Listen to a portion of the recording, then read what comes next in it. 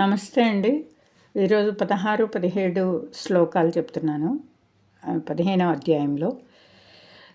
ఓం శ్రీకృష్ణ పరబ్రహ్మణే నమః.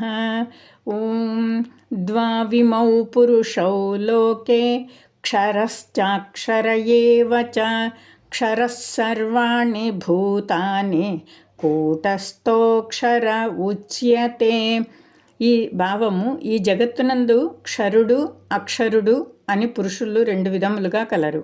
సకల ప్రాణుల శరీరములు నశ్వరములు, జీవాత్మ నాశరహితుడు. 17వ శ్లోకము. ఓం ఉత్తమః పురుషస్త్వన్యః పరమాత్మేత్యుదాహృతః యో లోకత్రయామావిశ్య బిభర్త్యవ్యయ ఈశ్వరః. పై ఇద్దరికంటేను ఉత్తముడైన పురుషుడు వేరైన వాడొకడు కలడు.